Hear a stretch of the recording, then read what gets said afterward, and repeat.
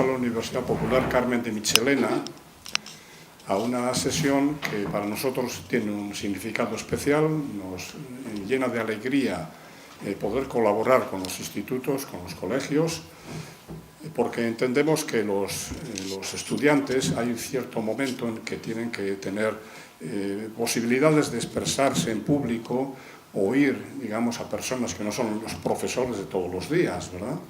Y esta experiencia, la que vais a ver ahora, la que asistís, pues ya no llevo la cuenta, ¿verdad? Pero la solemos hacer todos los años.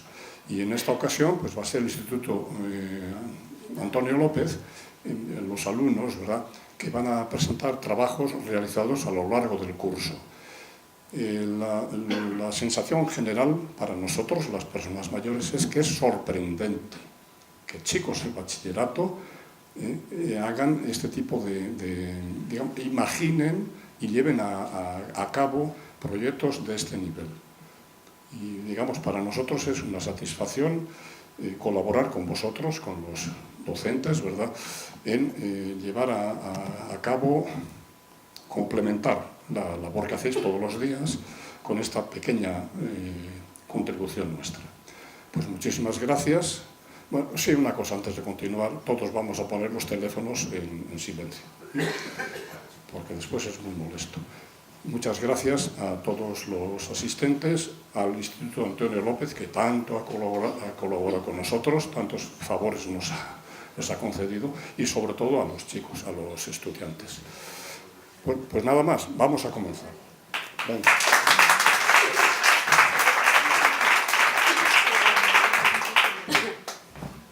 Bueno, buenas tardes. Yo sí llevo la cuenta y este es el cuarto año que la Universidad Popular Carmen Michelena nos invita a presentar los proyectos de excelencia de nuestros alumnos. Voy a ser breve porque no vengo a hacer publicidad del bachillerato de excelencia, para eso está la semana que viene la jornada de puertas abiertas. Bueno, el elemento más distintivo de esta modalidad de bachillerato es el proyecto de excelencia que llevan a cabo nuestros alumnos a lo largo de los 2 años que dura el bachillerato. Es un proceso bastante exigente, porque los alumnos aprenden a experimentar en un proceso relativamente largo, según el método experimental, aprenden de sus errores y dan forma pues, a una tesis inicial que pues, muchas veces cuando llegan al final descubren que era otra cosa o que, pues, en fin, requeriría una investigación futura. La mayor parte de nuestros alumnos elaboran proyectos científicos, porque es un bachillerato científico, pero han salido proyectos muy buenos en estos años que llevamos de humanidades, de sociales, proyectos artísticos. Esta tarde hemos seleccionado 4 proyectos, había proyectos muy buenos, pero estos 4 proyectos los hemos elegido el profesorado de estos alumnos de excelencia porque los 4 implican una trayectoria de conocimiento muy interesante, que de eso se trata. Así que se los voy a presentar. A continuación los 4 alumnos se expondrán y si les parece al final les preguntan, no al final de cada exposición, sino cuando acaben de exponer. Bueno, en primer lugar, hemos cambiado un poquito el orden previsto. En primer lugar, Javier Simancas Ruesgas va a exponer su proyecto, un proyecto sobre la construcción, el diseño, prueba de un brazo protésico que él mismo ha impreso en 3D, ha ensamblado, ha montado la electrónica y finalmente ha programado. Él nos va a contar las fases de este proceso. A continuación, Lucía Bajolis ha realizado un trabajo que va desde la biología, ha estudiado la estructura de un gen que mutado provoca la sordera congénita, la sordera hereditaria, y sobre la estructura de este gen, mutado y sin mutar, ha elaborado dos composiciones para piano, con las cuales pues, se puede escuchar pues, la estructura de este gen. Ella nos lo explicará mejor. Después, Patricia Gómez de Enterría ha profundizado científicamente en una de sus pasiones, que es el ballet, al que lleva dedicándose mucho tiempo, y a partir de sus propios movimientos, de su propia experiencia como bailarina, ha estudiado la física del ballet. siguiendo la estructura de una clase de ballet, desde los movimientos más estáticos del principio hasta los saltos y piruetas del final. Y por último, Adrián González Rojas nos va a demostrar cómo se puede ser en unos pocos meses guionista, iluminador, diseñador, montador, productor, director y más cosas de un corto de stop motion. Ha partido de un relato de Ray Bradbury, de Crónicas Marcianas, y él mismo pues ha diseñado todo el proceso hasta llegar al producto final, que sería este corto que será el que con el que despidamos esta sesión. Pues nada, no tengo más que decir, vamos a disfrutar de sus proyectos. Muchas gracias.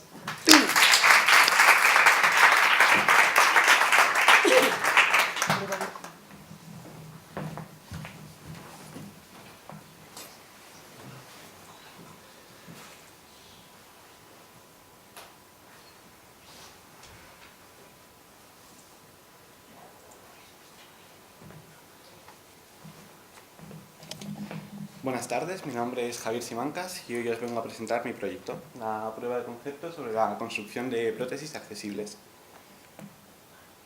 Este sería el índice de la presentación. Y he elegido este proyecto porque siempre en las noticias veía como mediante subvenciones o mediante crowdfunding eran los únicos medios que la gente podía obtener prótesis de gama alta y con muchas funcionalidades. Entonces yo me preguntaba, ¿pero tanto cuestan estas prótesis?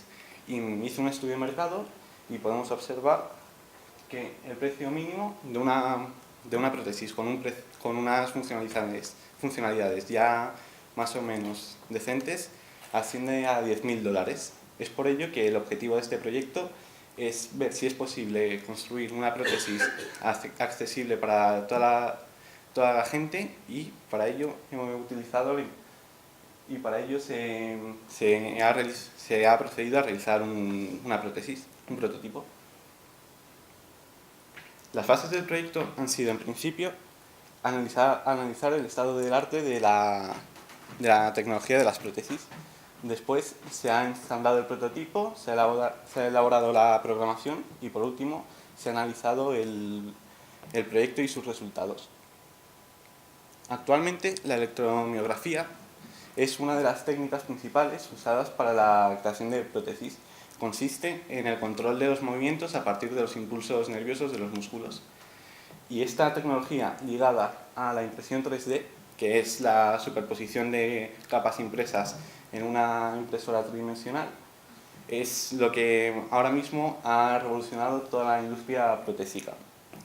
En mi proyecto, la electromiografía no se ha podido emplear puesto que necesitaba de unos conocimientos y de unos medios que no disponíamos.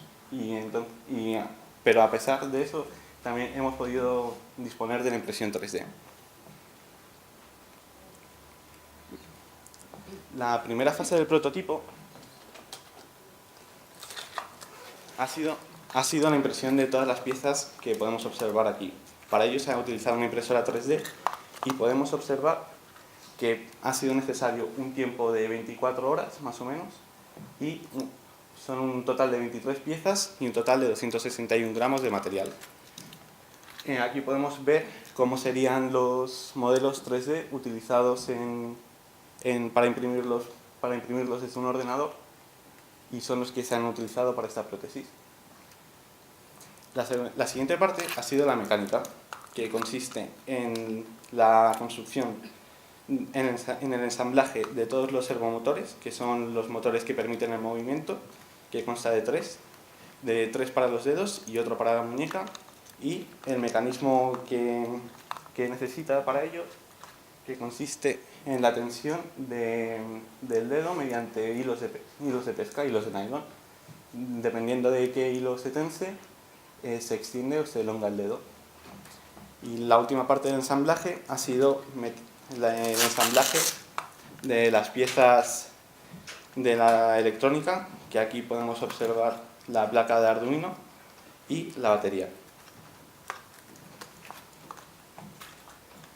Una vez concluido el ensamblaje, se realizó la programación de todo el proyecto. Para ello se han utilizado dos lenguajes. El lenguaje Arduino, que consiste en todo el lenguaje que controla el prototipo, y el lenguaje Android, que es el lenguaje, la programación que hace posible el control mediante el móvil. Ya no hablas frente al... Vamos a ponerlo aquí. A ver, di algo. Hola. Esto lo vamos a poner en el bolsillo. Aquí sí. Pones aquí, ya está. Aquí, ya está. Vale. ¿Quitamos ese? No, déjalo. Este sí. Ese no se le va a poner. Ya está. Lo retiramos. Pero te digo, no, que te tienes que poner aquí. Vamos a poner aquí.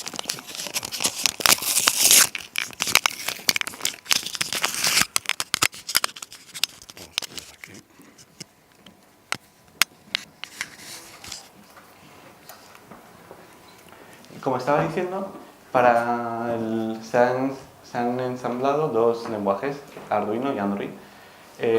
Como iba diciendo, el lenguaje Android es el que permite todo el control a partir del teléfono móvil. La programación comenzó con la escritura del lenguaje Android. Para ellos, este sería un ejemplo de un código fuente de un slider, que son estas líneas horizontales que permiten el control parcial del movimiento. Luego también observamos los botones, que es para el control completo. Aquí podemos observar cómo funcionaría el prototipo controlado por el móvil.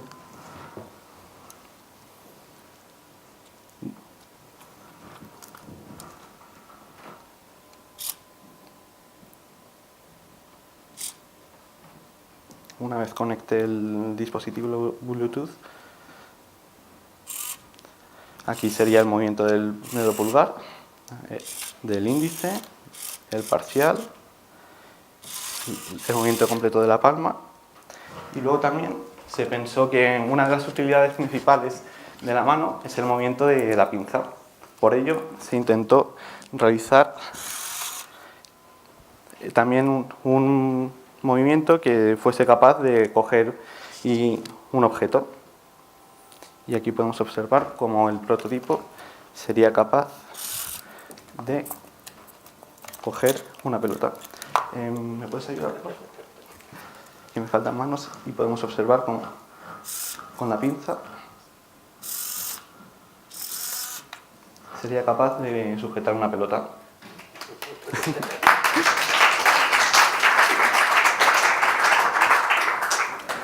Pero aún así quería profundizar más en el control de la prótesis y es por ello que se implementó otro tipo de control, un control por voz. Aquí podemos observar uno de los bloques que serían necesarios para el control y la aplicación que consiste en botones y dependiendo del botón que pulses y el comando que digas realiza un movimiento u otro.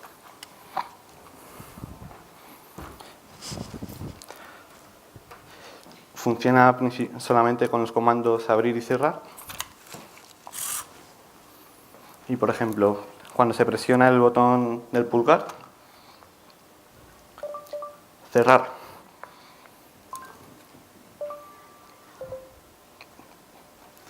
No me ha cogido el comando bien.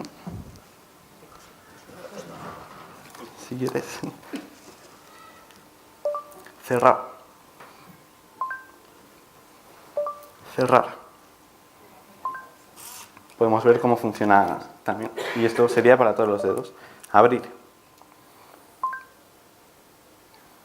Aunque a veces fallan.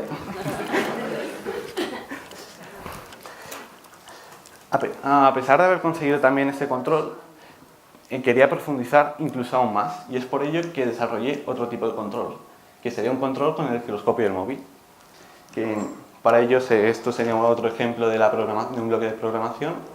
Y este control consiste en, dependiendo del movimiento del móvil que se haga, el brazo realiza unas funciones u otras. El eje X sería el giro de la muñeca y el eje Y sería abrir o cerrar la mano.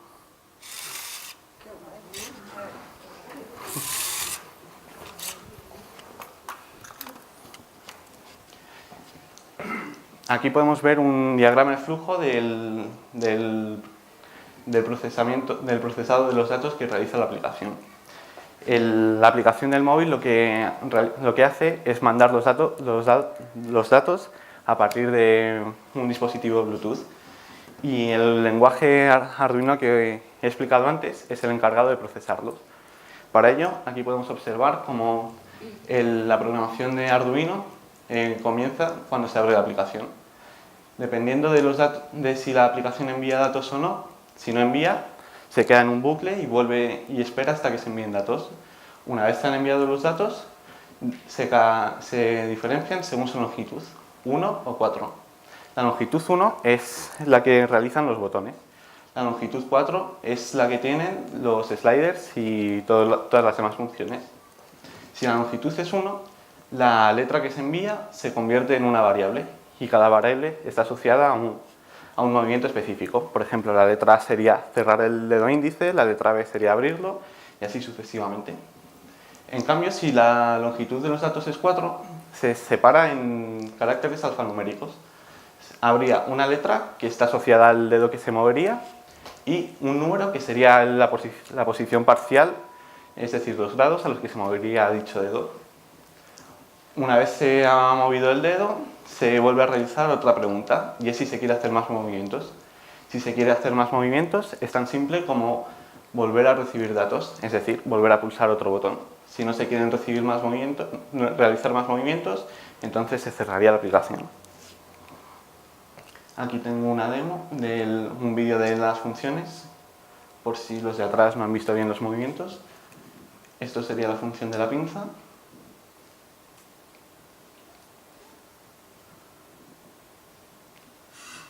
Y la otra sería la función de movimiento de cada dedo.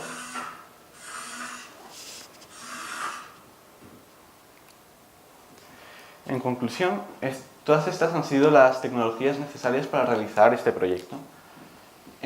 Para comenzar, se han tenido que modificar los modelos 3D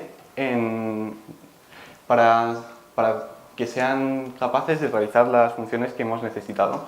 Una de las principales modificaciones que se ha realizado ha sido girar la mano para que pasase a ser una mano izquierda, puesto que todos los modelos que hay en Internet son de manos derechas y yo, como soy zurdo, siento cierta discriminación. Una vez se han modificado los modelos 3D, se han tenido que imprimir. Para ello se ha utilizado una impresora 3D que tenemos en el instituto y ha dado como resultado todas las piezas que podéis observar. El siguiente paso ha sido la programación Android, que se ha desarrollado toda la aplicación a partir de cero mediante una programación por bloques.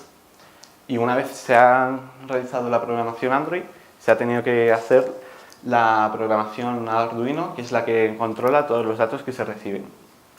Y finalmente también se han implementado las tecnologías Lucidchart, que se utiliza para el diagrama de flujo que habéis visto antes, y PowerPoint para realizar esta presentación. En conclusión, en este proyecto se han obtenido modelos 3D gratuitamente, se ha procedido a su impresión y su ensamblaje y se ha realizado una programación de control para los movimientos. Y es por ello por lo que, como resultado, se ha conseguido demostrar que es posible realizar una prótesis accesible, puesto que, como podéis observar en esta tabla, el coste total es de 73 € y sus funciones no tienen nada que envidiar a las de gama alta. Y eso es todo.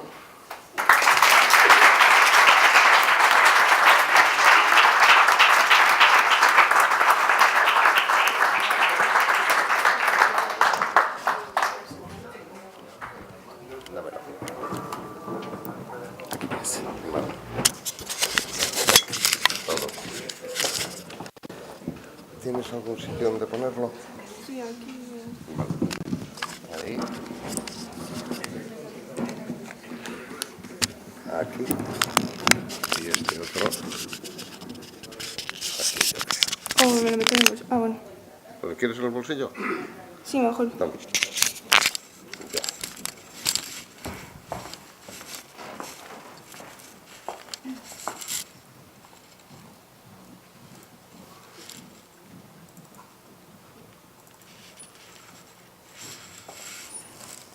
¿El puntero?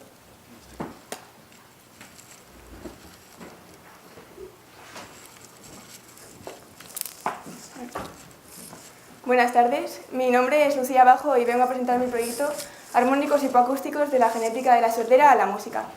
Y os estaréis preguntando, ¿qué es armónicos hipoacústicos?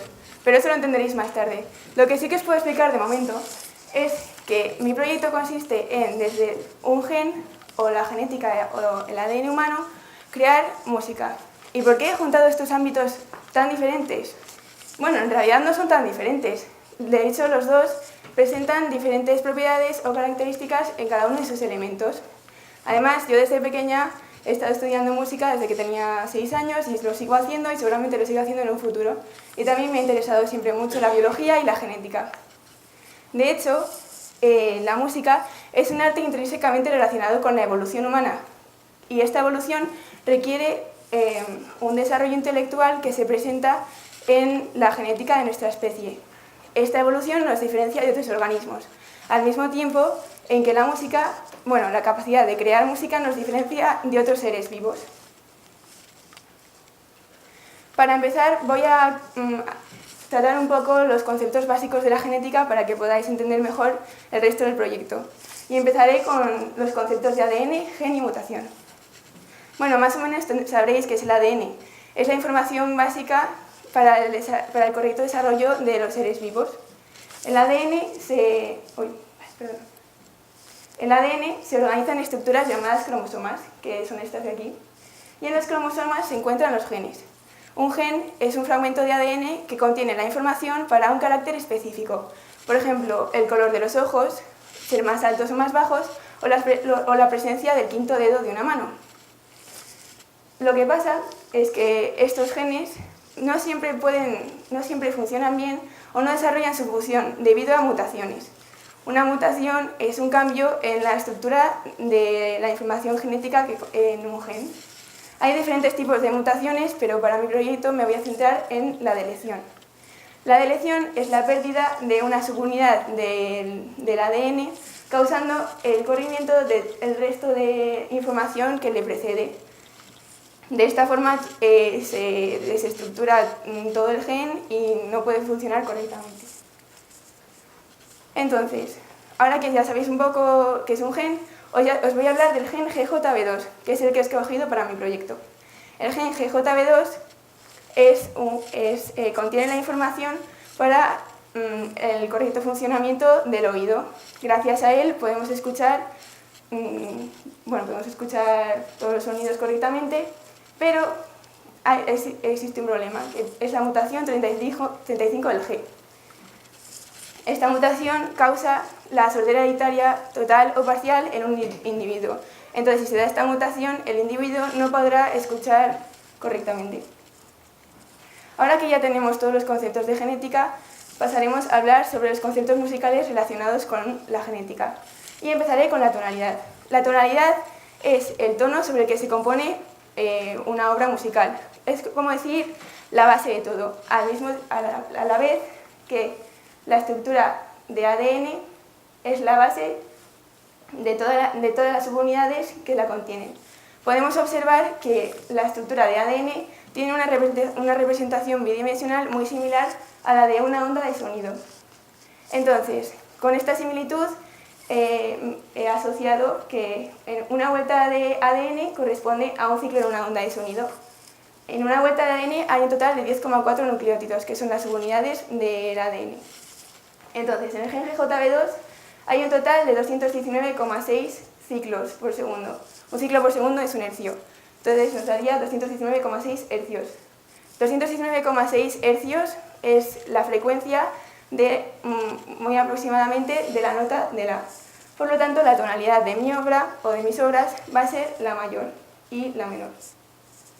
El siguiente concepto es el ritmo. El ritmo se ha establecido siguiendo, observando que cada 3 nucleótidos, que son estas letras de aquí, codifican para un aminoácido. Un aminoácido codifica después para una proteína. Entonces, cada proteína son 3 nucleótidos, ¿no? Pues he asociado que cada compás sea un aminoácido y que cada compás tenga 3 tiempos, 3 pulsos de negra, porque hay un total de 4 nucleótidos A, G, T y C. Entonces, Cada nucleótido sería un pulso y cada compás sería un aminoácido. Los aminoácidos en la partitura están representados por estas letras, que son las mismas que salen aquí. Ahora que ya tenemos esto, pasaremos a los acordes.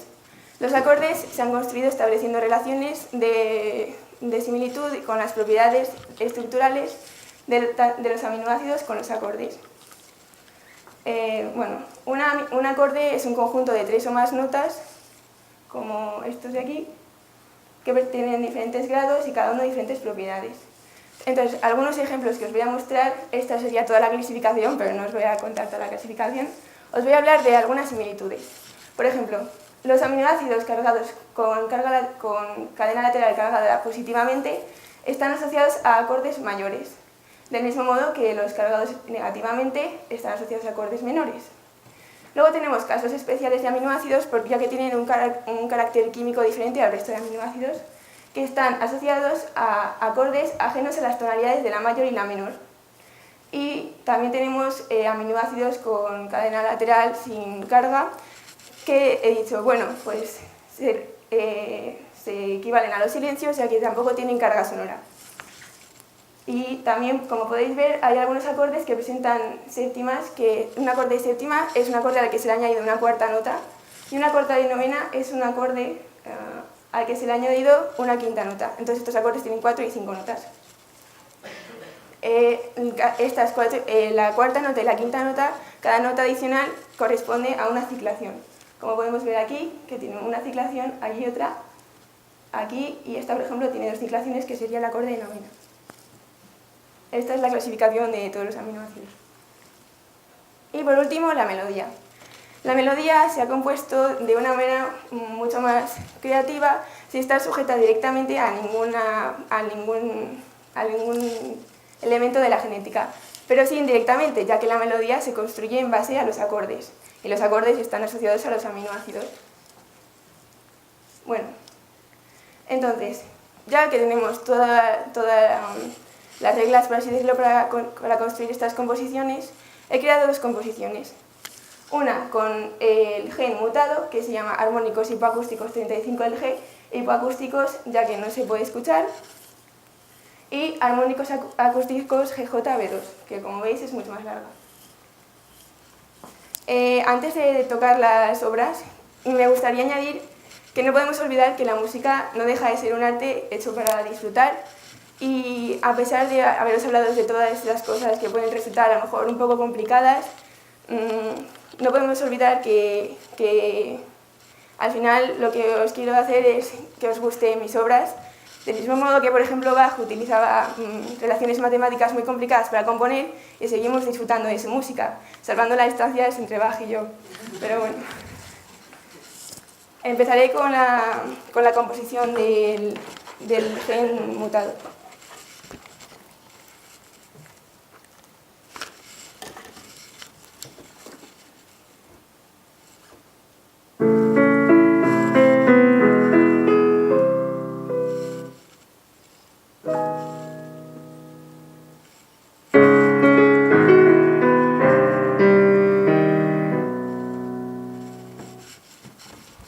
Bueno, como habréis podido comprobar, es una composición bastante corta, ya que debido a la mutación se ha cortado, bueno, ha surgido un codón de stop, que es un grupo de aminoácidos que causa que se deje de transcribir la información genética, por lo tanto queda mucho más corto. A ver. Bueno, y a continuación tocaré la del gen completo, que son estas 4 páginas.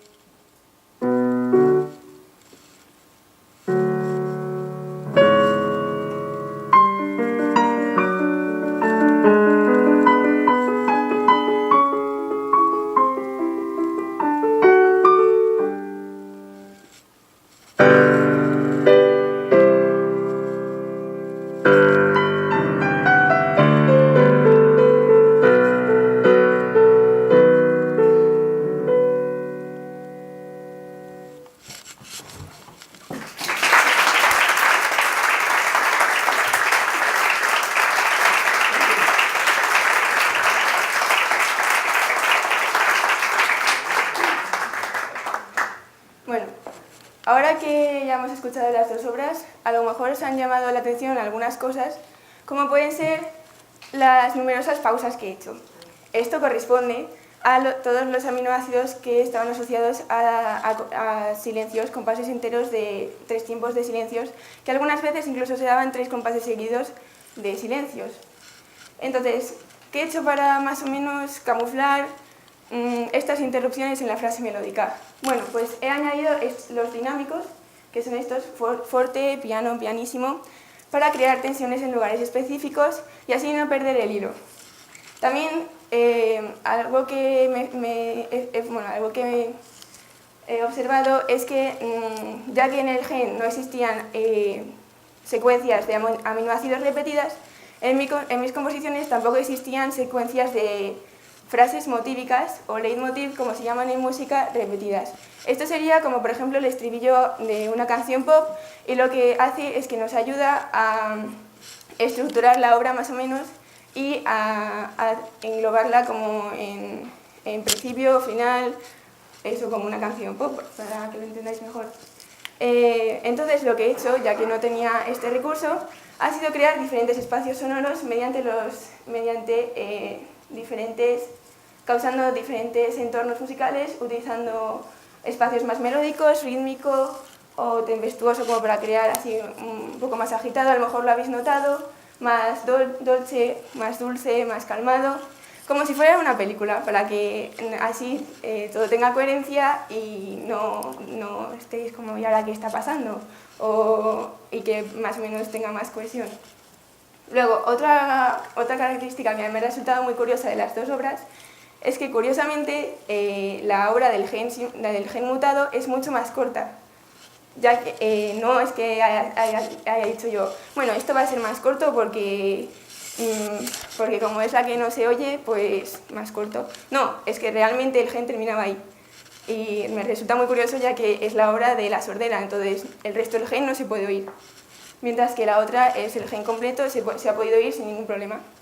Luego también, lo que me ha resultado muy curioso es que la obra del gen sin mutar terminaba en el mismo aminoácido en el que lo hacía la otra, el mismo acorde, y a pesar de que había sufrido una mutación. Y me ha parecido curioso porque, ya que hemos empezado, las dos empezaban de la misma manera, lo único que cambiaba era el último acorde de la composición mutada, pero que este acorde haya sido, el acorde de después haya sido igual que termina la composición sin mutar, le da como esa sensación de, vale, son diferentes, pero es del mismo gen, ya que termina con un acorde y acaba en el mismo. Y ese ha sido todo el proyecto, espero que os haya gustado y muchas gracias.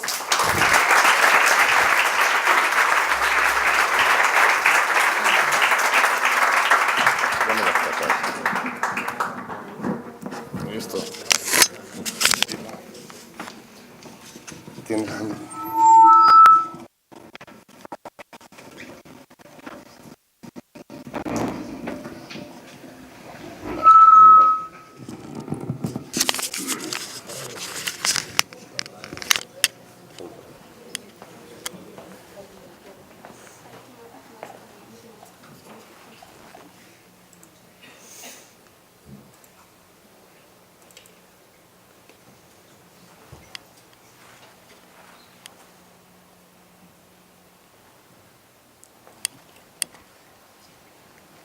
Bueno, buenas tardes, soy Patricia Gómez de Enterría y, como podéis ver, he realizado el proyecto La física en el ballet, la ciencia en el arte.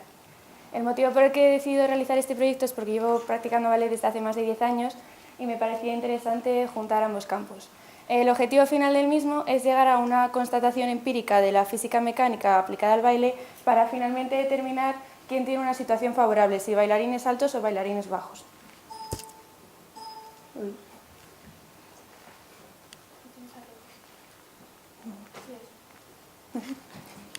Bueno, me he dividido el proyecto como se dividiría una clase avanzada de ballet, es decir, comenzaremos observando lo que ocurre en los ejercicios realizados en la barra, donde profundizaremos en la estática, Y posteriormente pasaremos al centro, que en términos de clase de baile es el momento de la clase en el que se baila disfrutando de mayor libertad de movimiento, y analizaremos las piruetas y los saltos.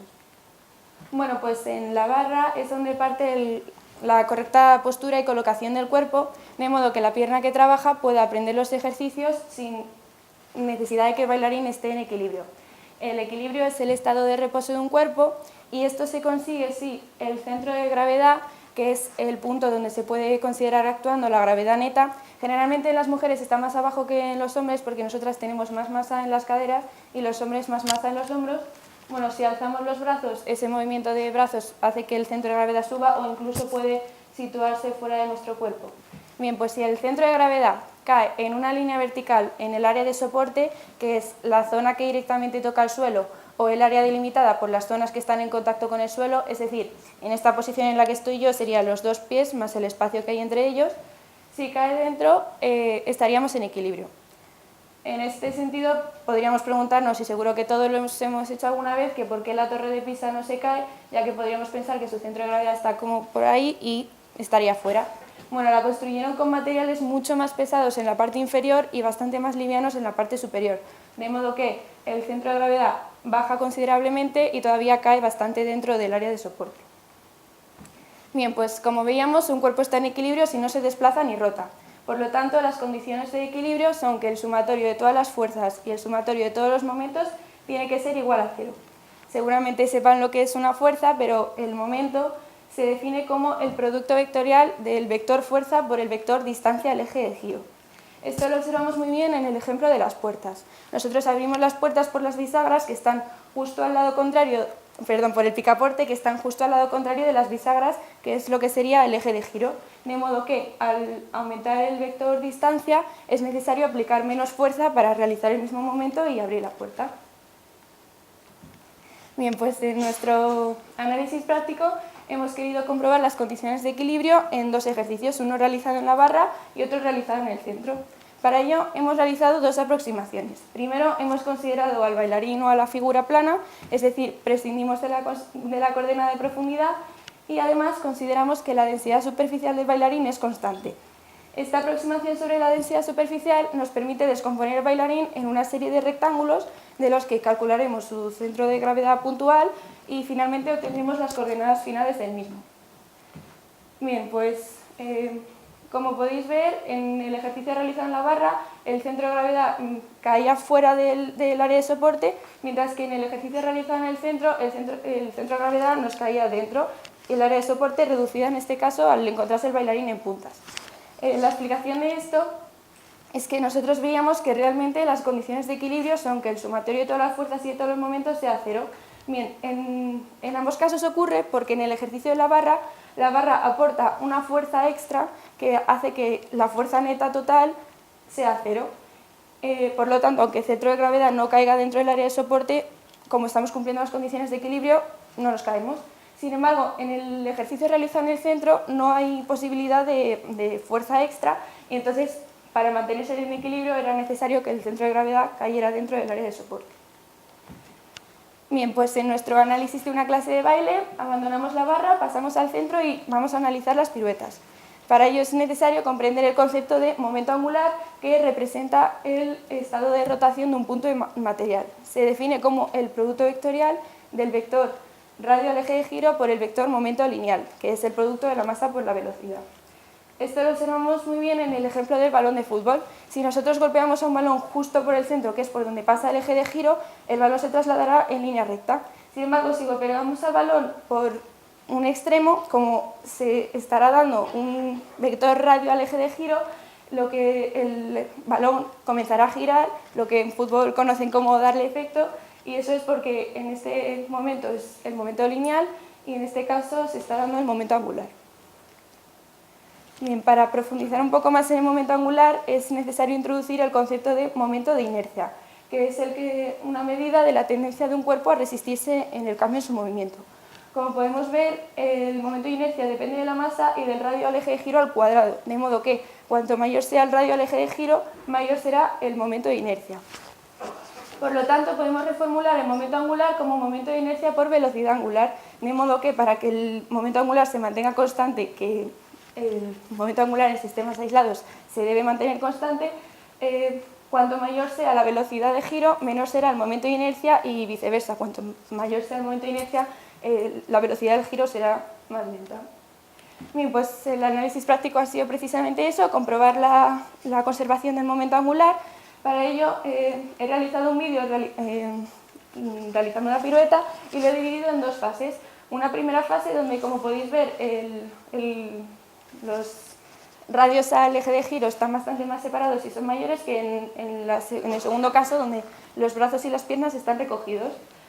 De nuevo, basándonos en la aproximación de la densidad superficial, he calculado ambos momentos de inercia y me sale que, como esperábamos, en el primer caso es prácticamente el doble que en el segundo. A continuación, para calcular la velocidad de giro, he contado el número de fotogramas en cada fase del vídeo y lo he dividido por 24, que es el número total de fotogramas por segundo. De modo que, también, como esperábamos, la velocidad de giro en la primera fase es prácticamente la mitad que en la segunda. Finalmente, calculando ambos momentos angulares, nos salen los valores de 1,17 por 10 a la menos 4 kilogramos metro cuadrado partido de segundo y 1,15 por 10 a la menos 4 kilogramos por metro cuadrado partido de segundo, de donde podemos estimar que efectivamente se mantiene constante. Bueno, para que se produzca un giro es necesario el efecto de un par de fuerzas, que son dos fuerzas paralelas, es decir, de idéntica dirección, mismo módulo, pero sentido contrario. Por lo tanto, la fuerza resultante de ambas fuerzas sería cero, de donde deducimos que se puede girar pese a que la fuerza neta sobre un cuerpo sea nula. Para que se dé una pirueta es necesario la implicación de pelvis, muslos, rodillas y pies, pero bueno, yo solamente he tenido en cuenta el efecto de los pies. De nuevo, de un vídeo he sacado las diferentes fases durante una pirueta y observamos cómo los vectores de la dirección de los pies van cambiando a medida que se va girando y finalmente se detiene el giro al apoyar completamente el pie porque aumenta la fuerza de rozamiento y bueno, se detiene el giro. El momento lo podemos calcular como momento de inercia por aceleración angular y como fuerza de uno de los pies por la distancia del brazo del par, que es la distancia que separa el par de fuerzas. Si igualamos ambas fórmulas, somos capaces de deducir aproximadamente el valor de la fuerza que ejerce cada pie contra el suelo para realizar una pirueta y nos sale aproximadamente 0,05 newtons.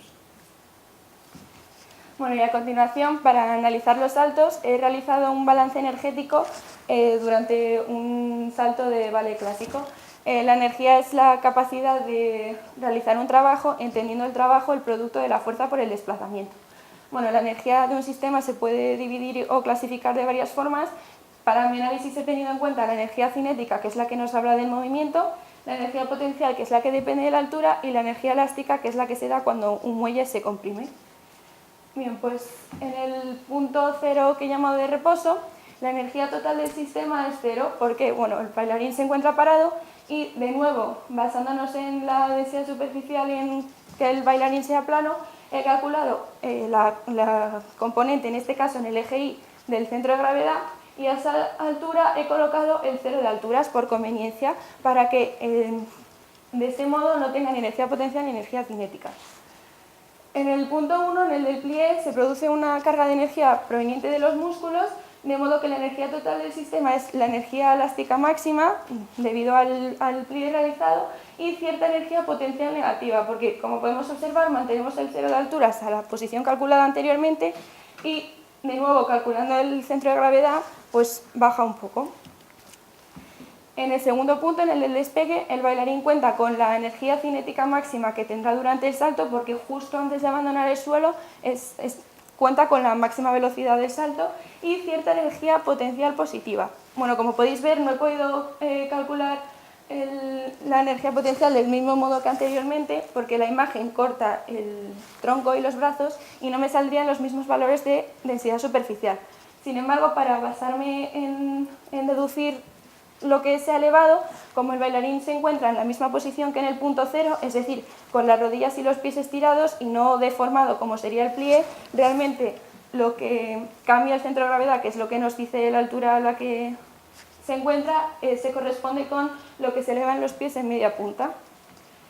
Y por último, en el punto 3, el de la máxima altura, toda la energía del sistema es energía potencial. La gravedad ha ido decelerando al bailarín, de modo que su velocidad vertical en este instante es 0 y alcanza la altura máxima que tendrá durante el salto. Bien, pues como nos dice un principio físico básico, la energía ni se crea ni se destruye, solo se transforma de unas formas a otras. Por lo tanto, del último punto en el que toda la energía era potencial, podemos estar determinando la altura del salto, estableciendo una regla de 3 con los valores que han salido en la imagen y sabiendo lo que mide el pie en la realidad, podemos calcular el valor de la energía total, que es de unos 203 julios, y este valor de la energía mecánica se tiene que mantener constante durante todo el salto. De modo que si lo igualamos al punto 2, al del despegue, podemos despejar el valor de la energía cinética y calcular que aproximadamente el valor de la velocidad del salto es de unos 2 metros por segundo. Y por último, si de igual modo igualamos la energía mecánica al punto del plié, podemos despejar el valor de la energía elástica y de ese modo establecer que la constante de elasticidad es de alrededor de unos 1,37 por 10 a la 4 newtons partido por metro. Bien, pues como os decía al principio de la presentación, el objetivo final del proyecto era determinar quién tiene una situación favorable, si bailarines bajos o bailarines altos. Si recordamos, en el apartado de equilibrio, para mantenerse en equilibrio, el centro de gravedad tenía que caer en una línea vertical dentro del área de soporte.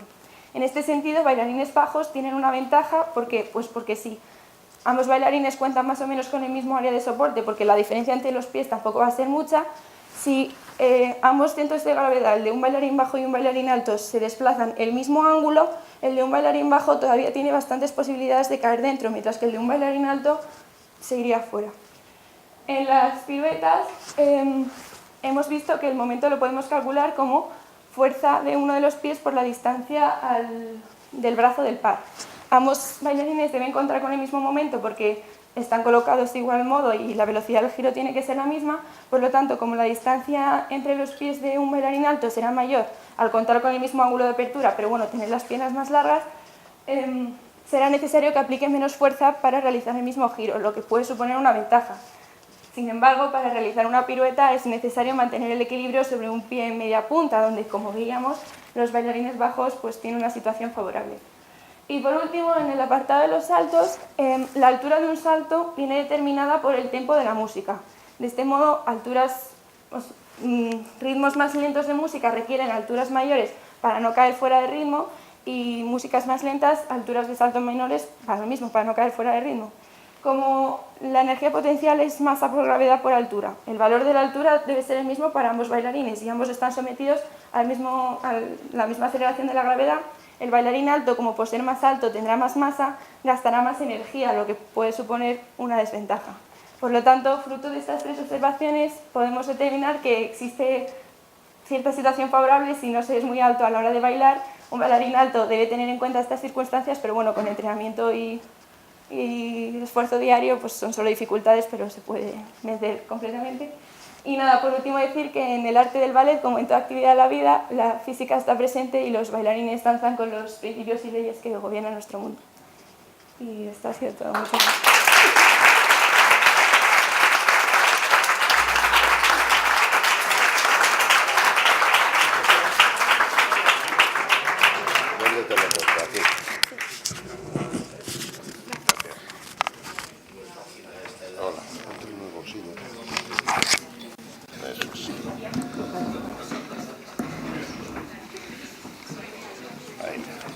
Esto te lo voy a poner aquí.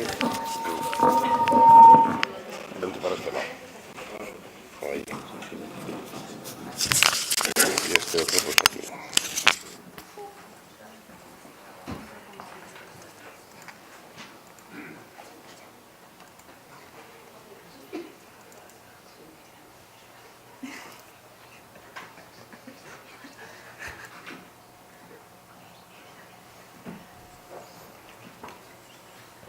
Bueno, buenas tardes. Mi nombre es Adrián González Rojas y vengo a presentaros mi proyecto que se titula Vendrán lluvias suaves, un corto de animación stop motion. Os voy a hablar de lo que es el proceso de cualquier producción cinematográfica que se precie, que es la preproducción, la producción.